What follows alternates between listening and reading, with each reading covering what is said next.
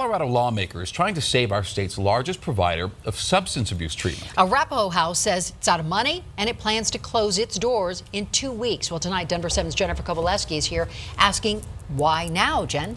Yeah, Ann and Shannon, especially since the need for these services has never been greater. Right. Yeah. Now we're talking tens of thousands of people who rely on these services, which is why the closure of the Arapahoe House is so concerning. State Representative Brittany Pedersen is making a last-ditch effort to keep these services open. But the nonprofit CEO says saving Arapahoe House will take a significant investment.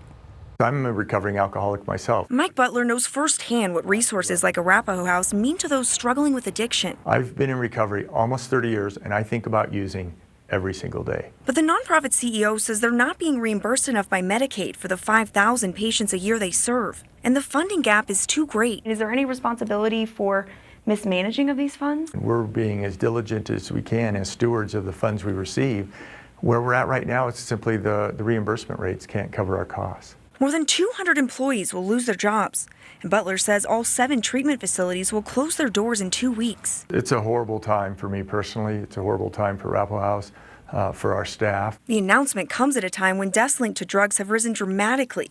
And the opioid epidemic is already overwhelming resources. It really spells out the irony of all of this. State health data shows 912 people in Colorado died from overdoses last year, outpacing deaths from car accidents. But even with the growing need for these services, Butler says state and federal funding isn't keeping up. It's a wake-up call. We've been subsidizing the community with our reserves in this treatment for as long as we can. We just can't go on any longer.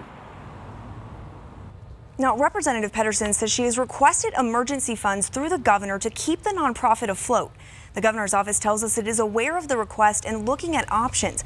But in the meantime, they say that they've been assured that no patients will go without care because that other facilities are going to be stepping in to take over that. It's a tough time. Yeah, it's so troubling. All right, thank you, Jen. So Jen mentioned this a little bit, but let's take a further look at why places like Arapahoe House are so important right now.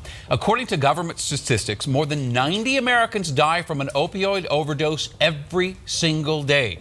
About 1 in 5 people who are prescribed opioids end up abusing them. And about 5% of those people end up transitioning from opioids to heroin.